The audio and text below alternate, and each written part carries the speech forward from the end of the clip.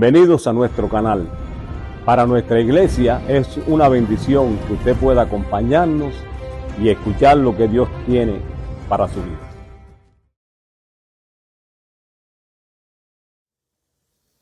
Saludos, hermanos, sean todos muy bienvenidos.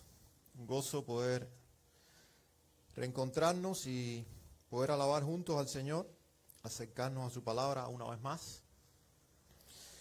Voy a pedirles que puedan abrir sus Biblias en Efesios capítulo 5.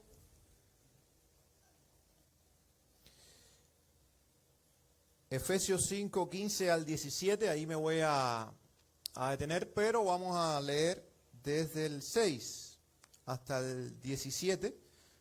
Efesios capítulo 5, leeremos versículos 6 al 17.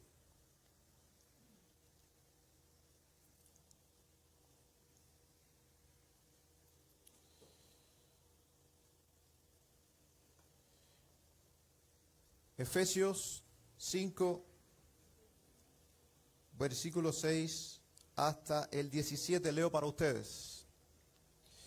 Nadie os engañe con palabras vanas, porque por estas cosas viene la ira de Dios sobre los hijos de desobediencia. No seáis pues partícipes con ellos, porque en otro tiempo erais tinieblas, mas ahora sois luz en el Señor. Andad como hijos de luz. Porque el fruto del Espíritu es en toda bondad, justicia y verdad, comprobando lo que es agradable al Señor, y no participéis en las obras infructuosas de las tinieblas, sino más bien reprendedlas. Porque vergonzoso es aún hablar de lo que ellos hacen en secreto.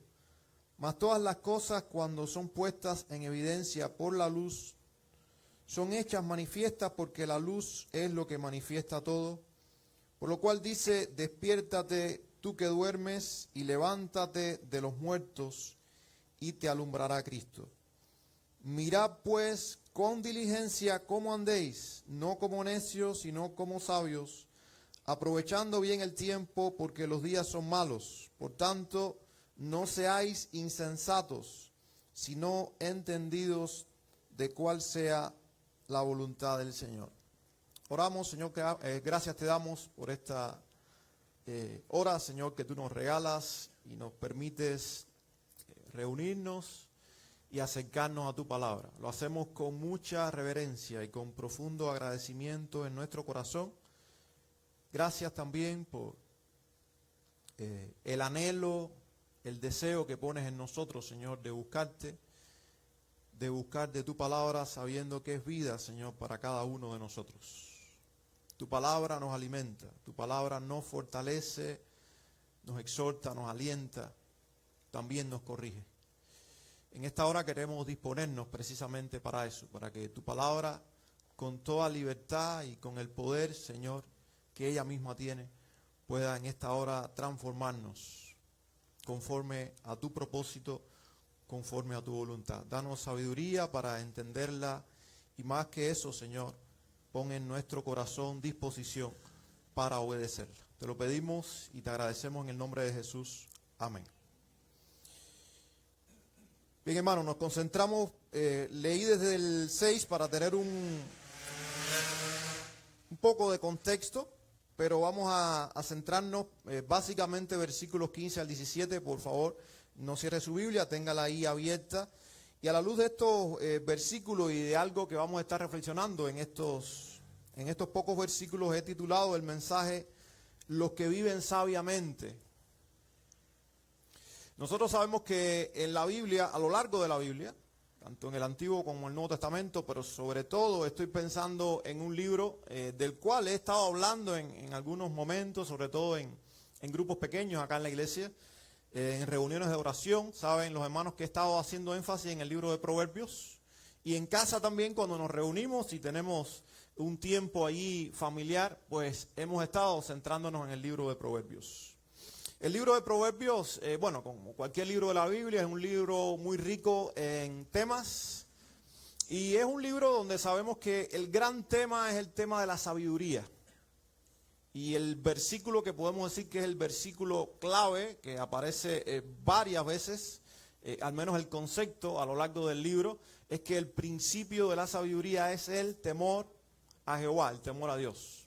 Y ese es el gran tema de Proverbios. Luego de ese tema derivan muchísimos temas, pero el libro de Proverbios, por cuanto es un libro sapiensal, un libro de sabiduría, pues precisamente su meta es llevarnos a ser sabios y darnos las herramientas espirituales para que nosotros podamos actuar con sabiduría en todas las áreas, en las esferas de la vida.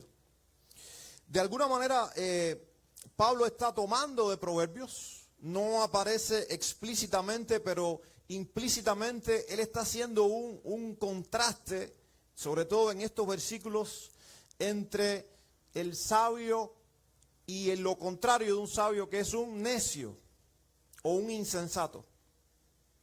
Y ahí nos está llevando Pablo, pero su preocupación nace sobre todo porque hasta aquí él ha estado introduciendo o desarrollando, hasta el capítulo 5 en la carta a los Efesios, temas como la unidad en Cristo, temas como la salvación por gracia. Estamos hablando de temas medulares, centrales para la fe cristiana.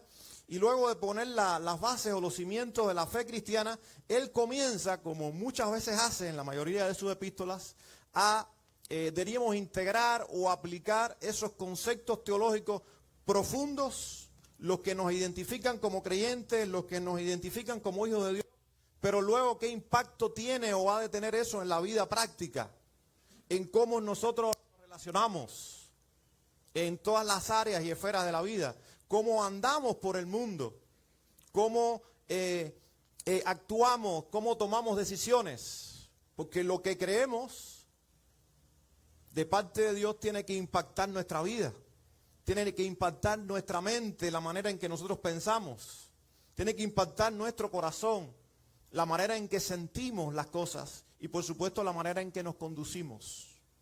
Y esa sección ya final de la carta a los Efesios precisamente apunta ahí a la vida práctica, al quehacer cotidiano del cristiano. Así que voy a leer otra vez versículos 15 al 17 para que nos estemos un poco más familiarizando. Dice así: mirad pues con diligencia cómo andéis, no como necios, sino como sabios, aprovechando bien el tiempo, porque los días son malos. Por tanto, no seáis insensatos, sino entendidos de cuál sea la voluntad del Señor. Pablo tenía una preocupación fundamental. Él quería que sus hermanos vivieran una vida agradable al Señor y que su vida estuviese en correspondencia, que fuera una vida congruente con la fe y con la identidad que ellos tienen o que ellos tenían, que el creyente tiene en Cristo. Así que los que viven sabiamente hacen un uso equilibrado de cada uno de los recursos que Dios les ha confiado, reflejando la vida de Cristo en su caminar diario. Esos son los que viven sabiamente. Y nosotros estamos llamados, estamos convocados a vivir sabiamente. ¿Queremos ser sabios, sí o no? ¿Cuántas veces oramos por, Señor, dame sabiduría? Claro, muchas veces son esas oraciones tipo telegrama donde estamos en una situación problemática y entonces, Señor, dame sabiduría. ¿Qué hago? A veces yo pienso que es más fácil no tener 2 caminos o 3 caminos, ¿verdad? Sin embargo, es una gran bendición tener caminos para elegir, pero es un gran desafío, porque la vida, las circunstancias de la vida, el contexto, los diferentes contextos nos proponen muchas opciones para elegir. Pero cuando pedimos por sabiduría, estamos pidiendo sabiduría en esos pequeños momentos de la vida, constantemente. A veces estamos orando, a veces no estamos orando literalmente, pero en nuestro corazón estamos diciendo, Señor, ¿qué hago? ¿Qué decisión tomo? Dame sabiduría. Entonces, ¿cómo viven los sabios en medio de los días malos? Porque dice allí uno de los versículos, el versículo 16 en la segunda parte dice que los días son malos. Quiere decir que lo que eso significa es que estamos llamados a estar tomando decisiones constantemente donde el gran desafío es que esas decisiones estén alineadas con la voluntad de Dios, le agraden, le glorifiquen y al final redunden en bendición para nosotros, que fue el tema de la clase de escuela dominical. Pero dice que el contexto, las circunstancias, el ambiente en que nosotros nos estamos desenvolviendo no es muy favorable, porque dice que los días o los tiempos no son buenos, son malos. Quiere decir que hay una corriente que trata de llevarnos contrario a Dios. Y en medio de esa corriente que trata una y otra vez de llevarnos contrario a Dios y a su voluntad, nosotros estamos desafiados a tomar buenas decisiones, a ser sabios, a actuar con sabiduría en las diferentes circunstancias de la vida.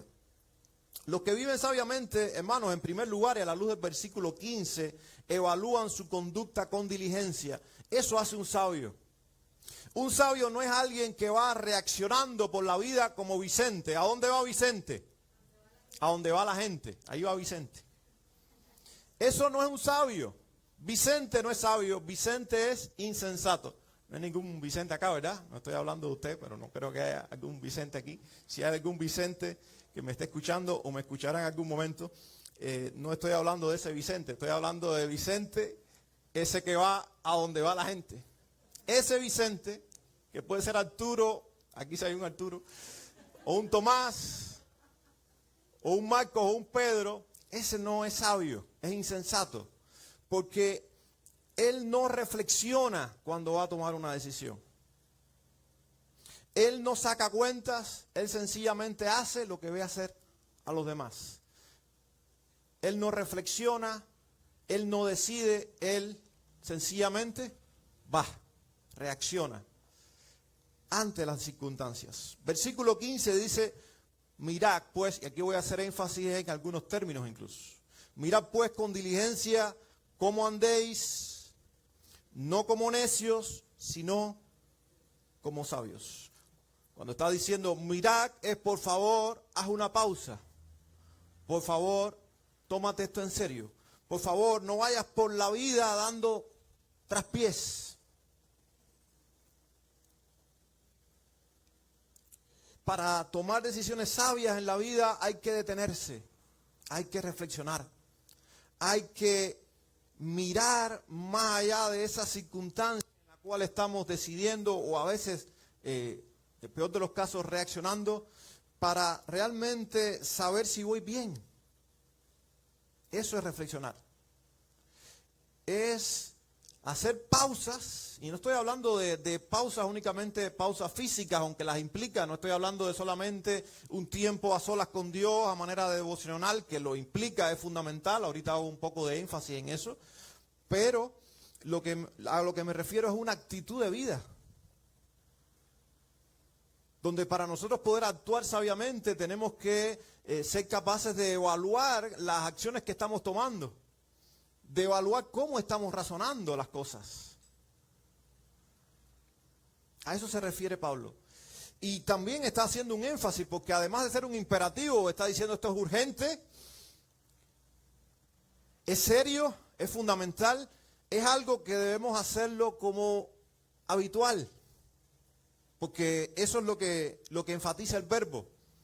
No es un momento, es en todo momento, es constantemente. Que esa sea la manera en que nosotros actuamos, la manera en que nosotros pensamos, la manera en que nosotros decidimos. Sea una forma reflexiva, pesando las cosas, sabiendo por qué vamos a decidir las cosas, por qué voy a hacer lo que voy a hacer y no hacerla sin pensarlo. Dice, mirad pues con diligencia. ¿Qué cosa es diligencia? Con responsabilidad. A veces pensamos que solamente las grandes decisiones conllevan responsabilidad. Grandes decisiones como a dónde voy a vivir, o qué voy a estudiar, o con quién me voy a casar, o cuántos hijos voy a tener. Esas son grandes decisiones, pero esas decisiones que estamos tomando todos los días, y de eso habló Ana la semana pasada, no sé, habló de un número, pero habló de que tomamos miles de decisiones todos los días. Hasta, por supuesto, hay decisiones que son insignificantes. Usted se levanta y tal vez usted está habituado a ponerse el zapato izquierdo primero y luego el derecho. Si un día usted intercambia eso, no hay ningún problema. Usted sabía que cuando usted se baña, usted tiene una rutina para bañarse. Usted empieza a bañarse y usted empieza por una parte del cuerpo siempre y termina por otra, porque es una rutina que usted tiene diseñada allí. Pero si usted cambia la rutina en un momento, y si usted empezaba por los pies y terminaba por la cabeza, le invierte, no pasó nada. Pero hay otras decisiones que parecen insignificantes y son fundamentales, porque son las que van construyendo nuestros hábitos, y esos hábitos van construyendo nuestro carácter, y ese carácter al final va construyendo cómo nos va en la vida, a lo que a veces llamamos destino, cómo terminamos en la vida. Y esas pequeñas decisiones que a veces no reflexionamos también llevan reflexión. Por eso habla de diligencia. Y por eso en la diligencia es fundamental, ¿qué cosa? La dependencia de Dios. La dependencia de su palabra, que es algo que también vamos a enfatizar. Y dice, con diligencia, ¿cómo andéis? No como necios, sino como sabios. Aquí está el contraste. Cuando uno va a la palabra griega, cómo se escribe sabio, cómo se escribe necio, ¿sabe lo que lo diferencia? Una letra.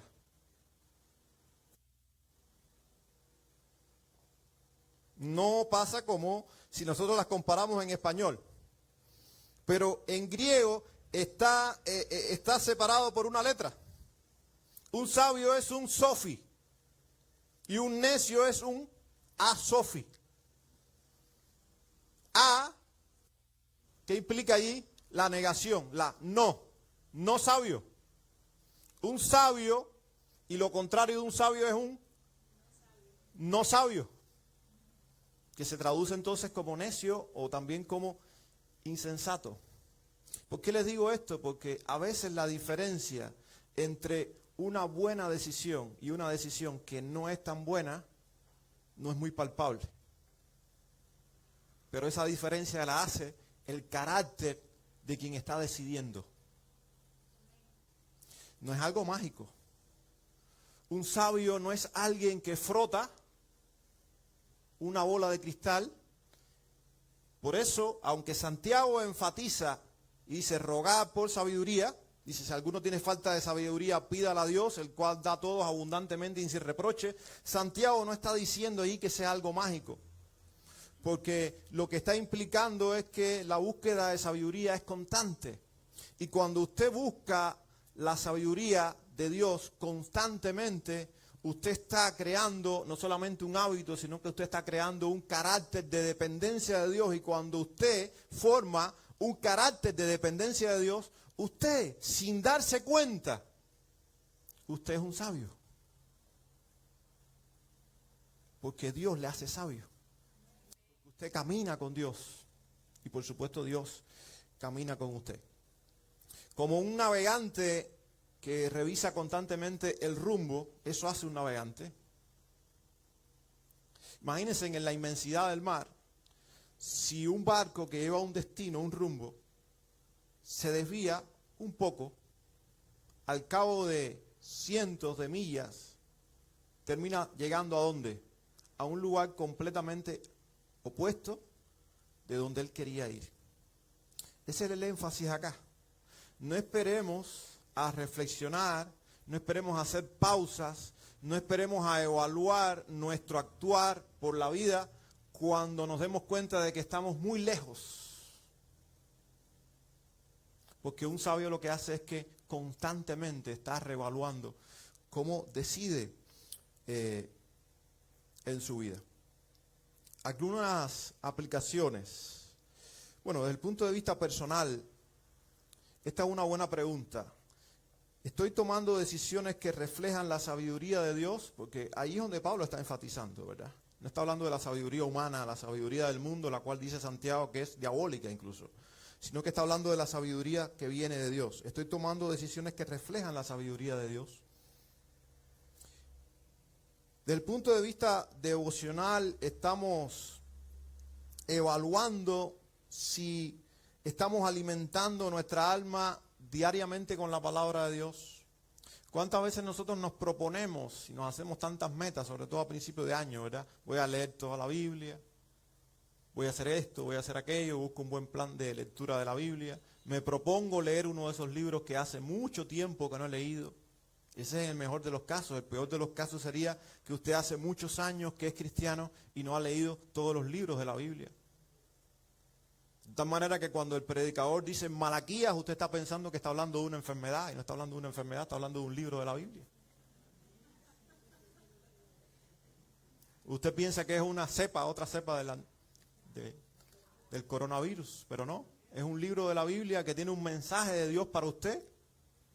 Es uno de esos 66 libros y uno de esos 39 libros del Antiguo Testamento, que tal vez usted lo conoce, pero nunca los ha leído, no se ha interesado por ellos.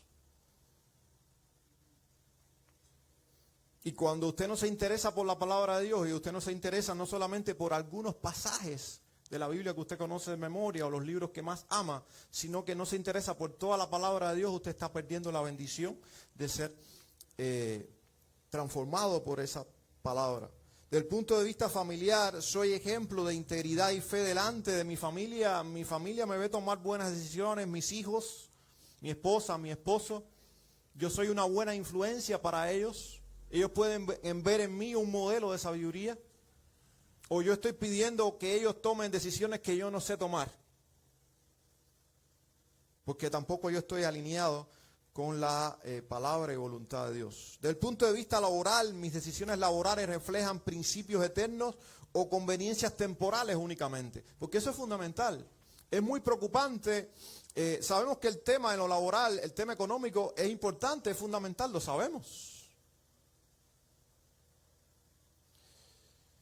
Pero no solamente el énfasis vocacional, porque es preocupante que usted se dedique a hacer algo que usted no ama, pero más allá de eso, entienda esto, usted puede ser capaz de amar todo lo que hace siempre y cuando no sea pecaminoso, cuando usted está bien orientado a la voluntad de Dios. Como alguien dijo, no sé si fue Moody, no recuerdo ahora exactamente, pero fue uno de estos grandes hombres de Dios, he aprendido a glorificar a Dios lavando platos, decía él, porque fue una etapa de su vida. Alguien maduro, alguien sabio, no es el que va por la vida encontrando satisfacción solamente en las circunstancias ideales, sino que en las circunstancias que no son ideales, entiende que allí también está Dios y entiende que también ahí Él tiene un rol. Y que también ahí Él puede agradar a Dios y puede bendecir a otros. Pero a veces vamos por la vida muy frustrados porque solamente estamos esperando a que llegue el momento, sin a veces nosotros esforzarnos nada para construirlo, el momento ideal, el momento mágico. Y vamos por la vida insatisfechos porque estamos poniendo la meta en una satisfacción muy efímera. Y realmente no estamos buscando agradar a Dios. ¿Por qué lo hablo desde el punto de vista laboral? Porque allí donde estamos tenemos un rol. No solamente laboral, sino que nos relacionamos con gente, con personas. Estamos llamados a impactarles y estamos llamados a dar gloria a Dios ahí en lo que hacemos. Y desde el punto de vista ministerial, ¿estoy sirviendo desde la obediencia o desde la costumbre? Esa es una buena pregunta. Porque a veces la vida ministerial, no solamente en el marco de la iglesia, cuando hablo de vida ministerial, usted es un ministro o un siervo del Señor a donde quiera que esté. En lo personal, en lo laboral, ahí en su vecindario, en su familia. No solamente estoy hablando del marco de cuando nos reunimos aquí. Pero usted sirve a Dios. Y cuando usted sirve a Dios, lo hace solamente porque tiene que hacerlo, porque no hay más nadie que lo haga, o usted lo hace con todo gozo. Esa es una buena pregunta también para hacernos. Evaluarnos con diligencia no es para condenarnos. Eso es importante que nosotros lo sepamos. Aquí no nos estamos condenando, sino para responder al amor del Salvador que nos llama a una vida transformada. Como dice 2 Corintios 5:15, dice así, y por todos murió, está hablando de Jesús, para que los que viven ya no vivan para sí, sino para aquel que murió y resucitó por ellos. Esto es una vida con propósito. Cuando nosotros entendemos que ya ni siquiera vivimos para nosotros mismos, ni siquiera vivimos para nuestros familiares, aunque por supuesto está implícito, pero en primer lugar vivimos para el Señor. Cuando nosotros tenemos eso en mente y es nuestra prioridad y lo sabemos, entonces todas las demás cosas van tomando orden y hay satisfacción en todo lo que hacemos. En esa cotidianidad de la vida podemos encontrar satisfacción. Los que viven sabiamente, hermanos, en segundo lugar, hacen el mejor uso posible del tiempo. Versículo 16, lo leemos otra vez, dice así: aprovechando bien el tiempo, porque los días son malos. Enfatiza muy bien aquí la Reina Valera. Aprovechando bien el tiempo. Se pudiera decir redimiendo el tiempo. También es una buena traducción. Dando uso adecuado y sabio del tiempo.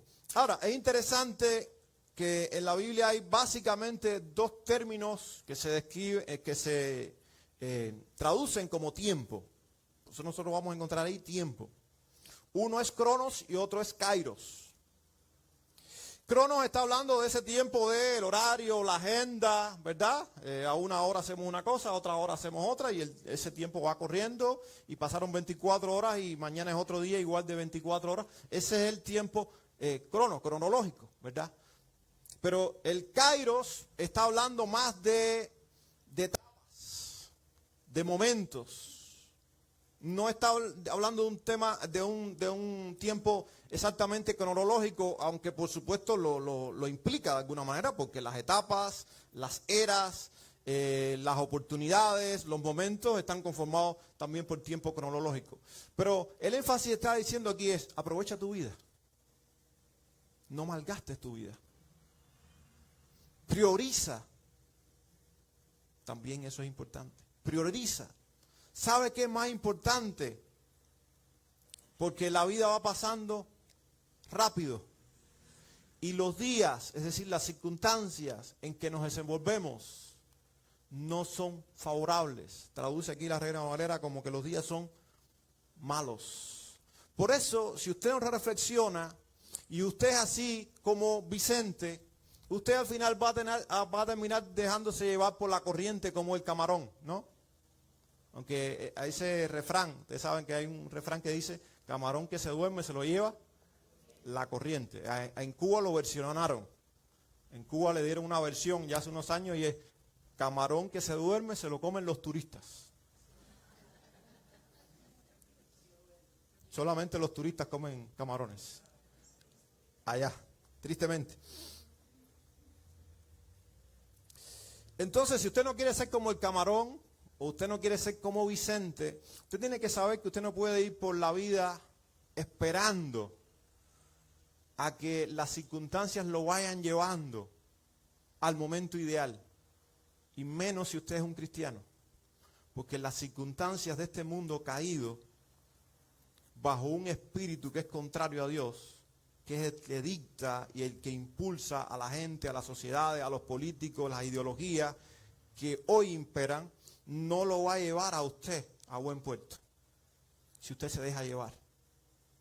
Por eso no sé si usted se ha dado cuenta, se ha percatado, que la Biblia una y otra vez enfatiza a que el cristiano debe velar, que es un sinónimo de lo que Pablo está diciendo en el versículo 15 de: mirad, no sean ingenuos, no piensen que la vida o las circunstancias de la vida son buenas. No.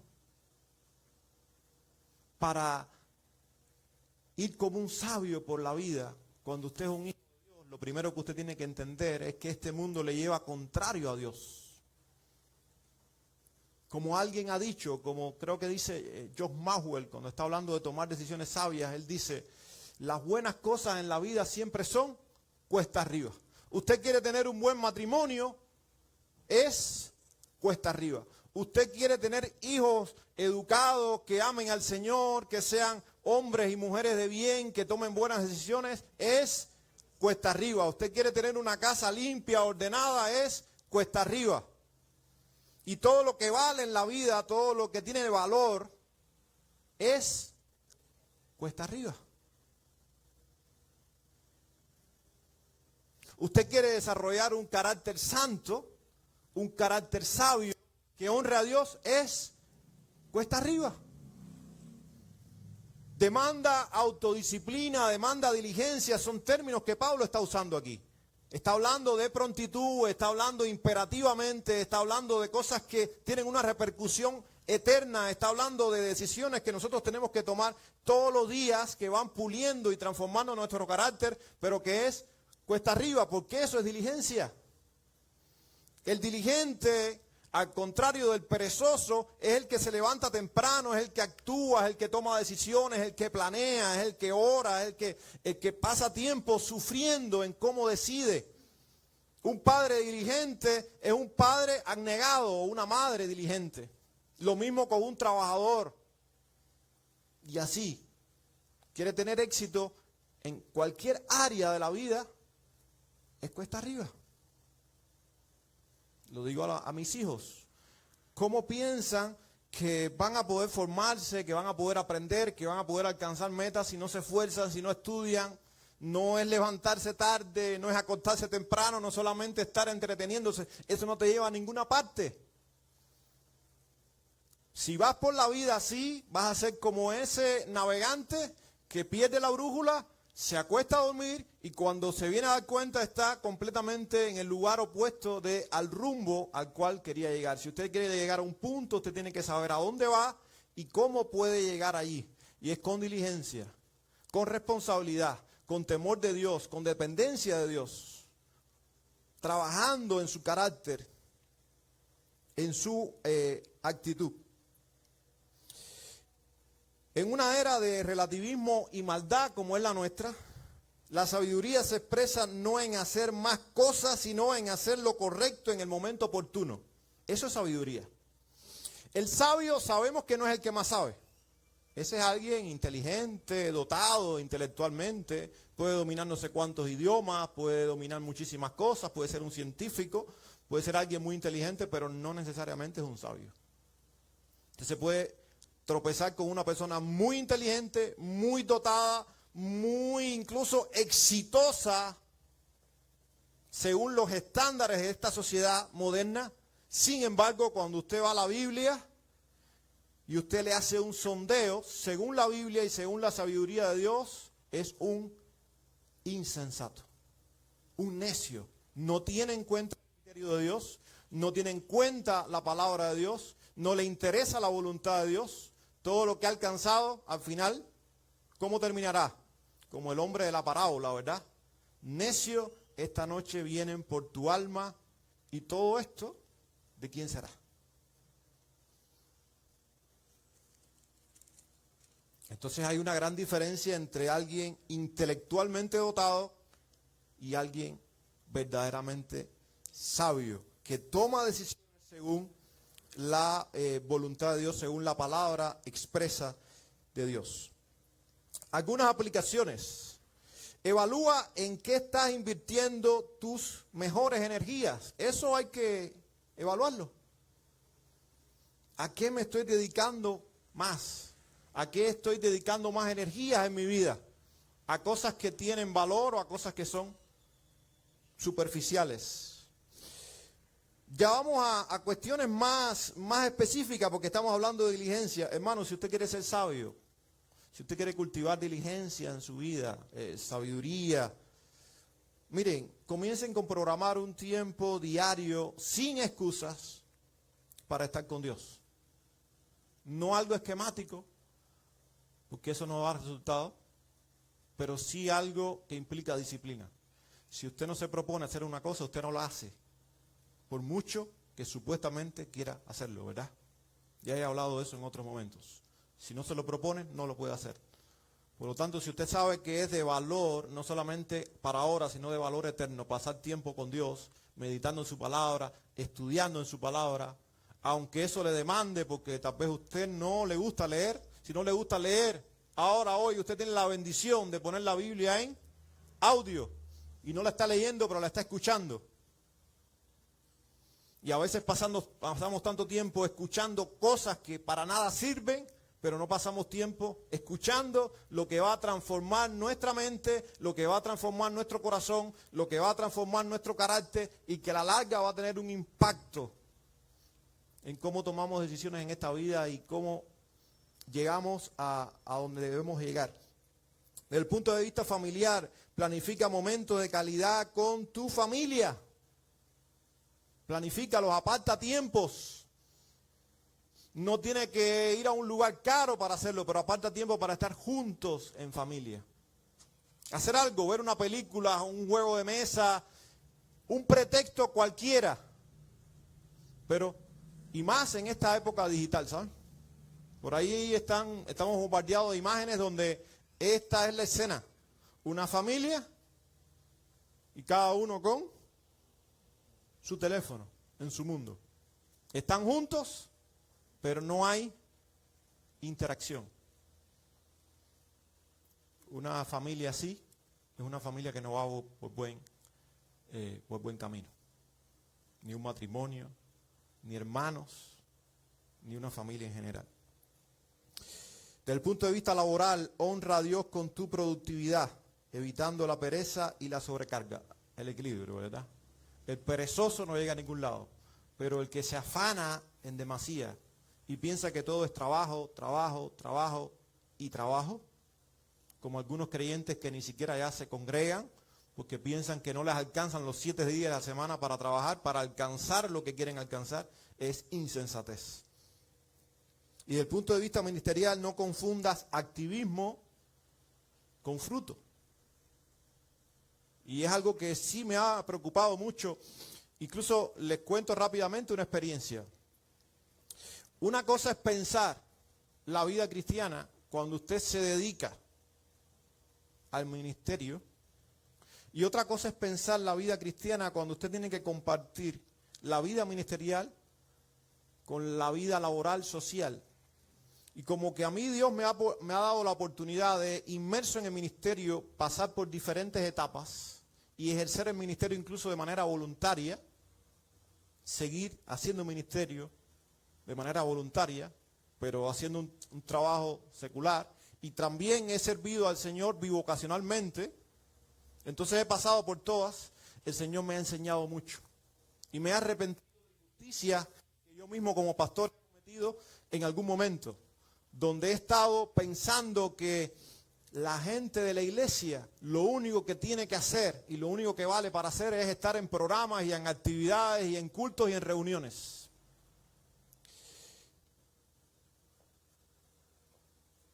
Y eso ha traído como consecuencia familias destruidas, hogares desintegrados. Porque estar en la iglesia, que al final esta no es la iglesia, lo sabemos, ¿verdad? Este es un lugar donde la iglesia se reúne. Pensar que ese activismo es igual a una vida cristiana productiva, pues ha hecho mucho daño. Y gracias a Dios que muchos cristianos y muchas iglesias han estado dándose cuenta. Y ya muchas iglesias no están llenas de tantos programas. Incluso el domingo, que por cuestiones sociales, culturales, cosas que están ajenas a nuestra voluntad, se ha convertido muchas veces en el único día de descanso, pero que cuando usted está inmerso en el ministerio, no es tanto de descanso. Imagínense cuando era mañana y noche. No estoy criticando directamente a una iglesia que todavía tenga la práctica de reunirse en la mañana y en la noche, pero sí me preocupa mucho que el ministerio se comprenda como algo que absorbe y que hay que pasar horas y horas y horas y todo el tiempo haciendo cosas para el Señor, cuando posiblemente estamos descuidando nuestra propia relación con Dios, nuestra relación con los hermanos. El discipulado no se hace en programas, el discipulado se hace pasando tiempo juntos. Se ha perdido el hábito de adorar al Señor en familia, que son realmente pilares, porque nos hemos ido tragando un anzuelo poco a poco de entender que la vida cristiana es una cosa que no es. Y eso también tiene que ver con la administración del tiempo. Y quiero entonces terminar con el versículo 7, que nos lleva a entender que los que viven sabiamente procuran, por supuesto, hacer la voluntad de Dios. Es su meta última. Eso nosotros lo sabemos, ¿verdad?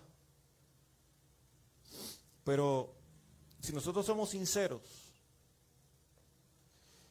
en una cultura tan materialista, tan consumista, que por supuesto está ligada a nuestra naturaleza egoísta, insaciable, hacer la voluntad de Dios es un gran desafío.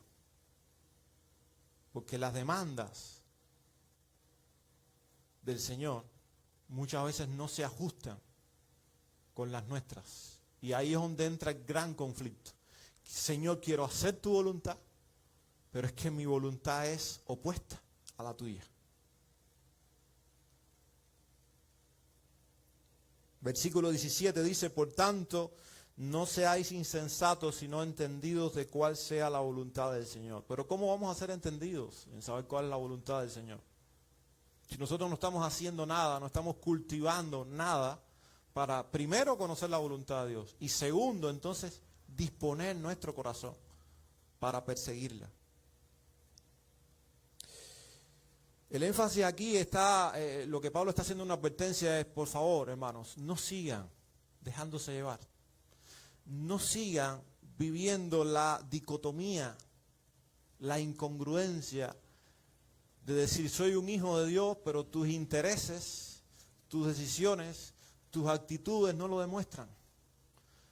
No sigan comportándose insensatamente, sino todo lo contrario. Cambien esa insensatez por sensatez, por sabiduría. Esa es el llamado de Pablo acá. Disciernan, por favor.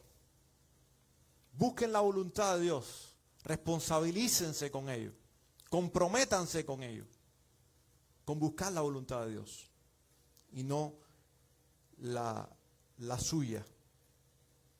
En una época saturada de información, qué bueno es verdad la internet.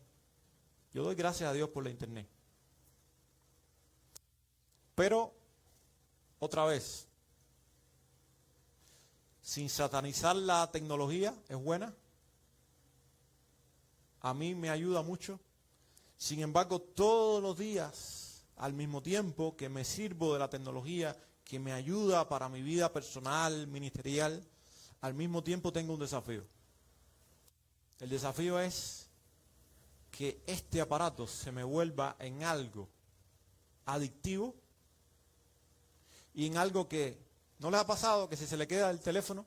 ¿No le ha pasado eso? ¿Se le queda el teléfono? Y usted no puede venir a buscarlo y usted pasa el día mal porque no tiene el teléfono. Como si el teléfono formara parte de usted. Eso es una alarma, eso es algo preocupante. Yo he disfrutado retiros espirituales donde no hay cobertura. Cuando usted pasa esa barrera de decir, no tengo cobertura, y usted se da cuenta y dice, no me hace falta. Yo vine aquí a otra cosa. Yo vine aquí a cultivar relaciones, a pasar tiempo con el Señor, tiempo con los hermanos. Mejor no tener cobertura. Y si pasa algo,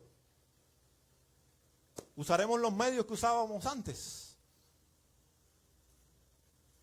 Pero ya cuando usted se da cuenta que usted es alguien dependiente de algo que no es trascendental, eso es una preocupante. Y mi familia sabe, mi esposa sobre todo, que llega el día que digo, estoy ya tan aburrido, por eso hermanos me perdonan que a veces no veo los mensajes. Tengo, sin exagerar, más de 60 grupos de WhatsApp. No estoy exagerando. Entre grupos de seminarios, de iglesia, de hermanos de Cuba, hermanos de Costa Rica, de los Estados Unidos, de otros tantos lugares. Entonces llega el momento que estoy tan saturado que si yo quiero pasar un tiempo tranquilo, estoy estudiando la Biblia, estoy haciendo algo, estoy escribiendo, estoy trabajando, estoy produciendo algo, yo lo pongo en silencio, no lo veo y lo vengo a revisar al cabo de las horas porque no quiero estar allí, porque no me hace bien, porque no me lleva a buen sitio. Incluso me crea ansiedad, no le crea ansiedad el trin, no sé cómo es las notificaciones del suyo, tin, tin, tin, y no para. Le produce ansiedad y usted está ahí prendido y a veces está hablando con su hijo y usted no le está prestando atención a su hijo y está hablando con su esposa y no le está prestando atención a la esposa y están viendo una película y ni siquiera están viendo la película, están todos pendientes. Nos pasa. Entonces, en una época saturada de información, el verdadero sabio no es el que más sabe, sino el que discierne lo que Dios quiere aquí y ahora. Y allí este mundo y esta sociedad y estas circunstancias nos están sacando mucha ventaja. Porque pasamos mucho tiempo aprendiendo cosas y eso no es malo. Pasamos mucho tiempo en entretenimiento y no estoy diciendo que el entretenimiento sea malo, hay espacio para el entretenimiento y es necesario. Pero lo que no puede pasar y nos está pasando, lo que no puede pasar o no debe pasar y nos está pasando es que no hay espacio para discernir. No hay espacio para disfrutar al Señor. No estoy hablando de leer la Biblia porque me propuse que la voy a leer, sino de disfrutar. De decir, Señor, habla mi vida y reflexionar en eso. Señor, gracias por tu palabra, por lo que me estás diciendo, por lo que me estás corrigiendo. Es verdad, me estoy equivocando en esto. Señor, es verdad, tengo que pasar más tiempo con mis hijos. Señor, es verdad, tengo que pasar más tiempo con mi esposa. Señor, es verdad que la vida cristiana se nos ha convertido en algo de un ajetreo, pero no pasamos tiempo disfrutándonos los unos a los otros y adorando unos a otros. Pero ¿cómo nos damos cuenta de eso? Yendo a la palabra y dejando que Dios nos hable y dejando al lado todas las distracciones de este mundo tan loco que constantemente nos está tirando y tirando y tirando y alejando de la voluntad de Dios. ¿Estoy persiguiendo mis sueños o los propósitos de Dios? Esa es una buena pregunta. ¿Son mis sueños? ¿O es la voluntad de Dios lo que persigo? Busca la voluntad de Dios en oración y medita en la Biblia. Estas son disciplinas básicas que no las sabemos de memoria, por una cosa es saberlo y otra cosa es realmente incorporarlo a la vida. Mi familia conoce cuál es nuestra visión espiritual compartida, cuál es nuestro propósito fundamental para la vida, ¿lo conoce la familia? Tenemos un propósito fundamental como familia, más allá de lo laboral, más allá de lo que queremos alcanzar económicamente. Y por supuesto también es importante, pero no es lo más importante. Estoy donde Dios quiere que esté desde el punto de vista laboral. ¿Cómo puedo servir ahí mejor? Y esto de estoy donde quiero que esté es que a veces no tenemos decisión sobre todas las circunstancias. Estoy trabajando en lo que puedo y gracias a Dios por eso, pero en eso que puedo estoy encontrando a Dios, porque Dios está allí también. O solamente estoy refunfuñando ahí agónicamente porque no estoy en el lugar que quiero estar, no gano lo que quiero ganar y solamente me estoy allí pues llenando de insatisfacción, de amargura.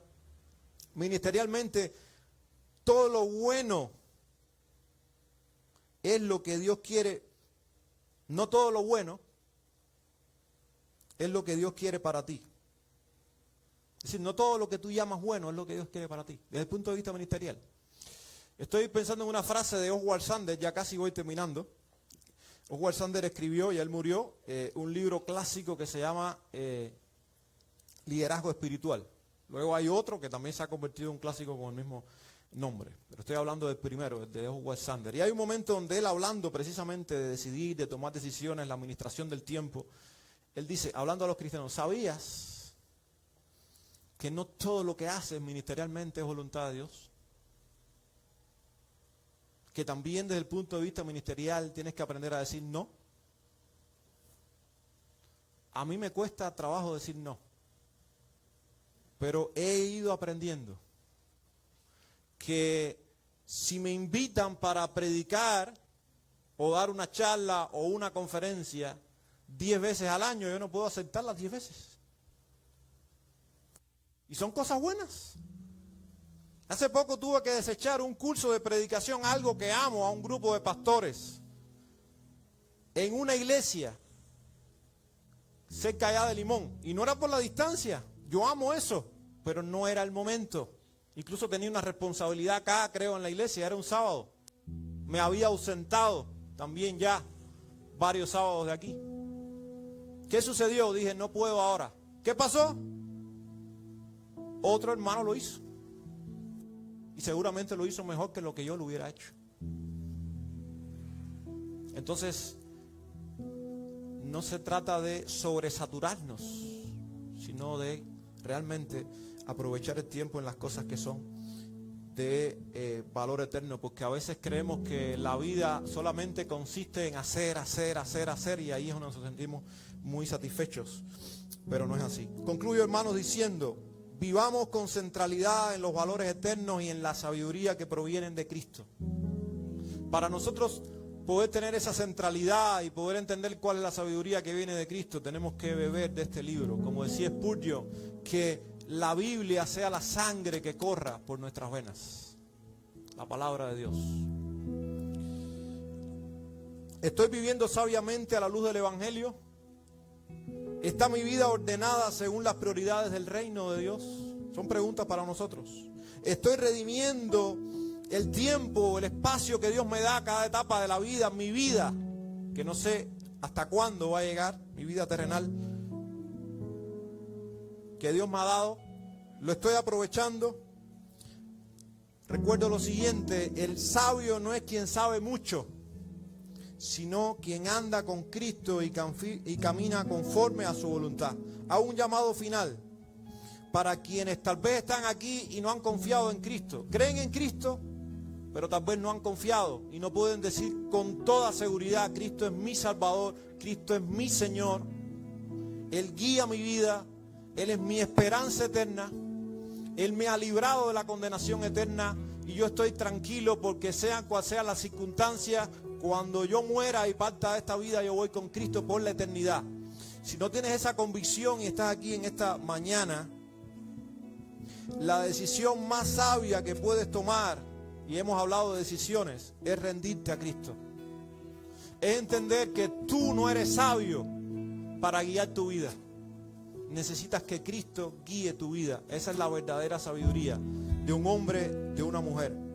Cristo es la sabiduría de Dios encarnada, como nos enseña 1 Corintios 1:24.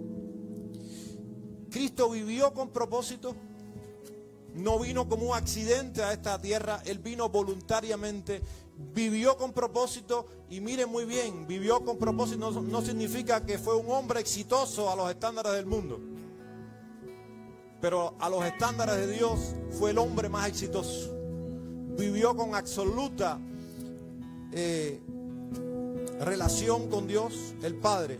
Murió no solamente para redimirnos y ponernos en reconciliación eterna con Dios, sino para que también nuestra vida, nuestro tiempo, nuestras circunstancias sean redimidos. Y de eso hemos hablado en esta mañana. Y resucitó para que andemos sabiamente. Ese es el llamado. Los que viven sabiamente son aquellos que entienden que no es una sabiduría innata de ellos, sino que es una sabiduría que viene de Dios. Que para poderla producir en nuestra vida necesitamos a Cristo, necesitamos buscarlo a Él. El Señor les bendiga, hermanos, y nos ayude a ser obedientes a su palabra.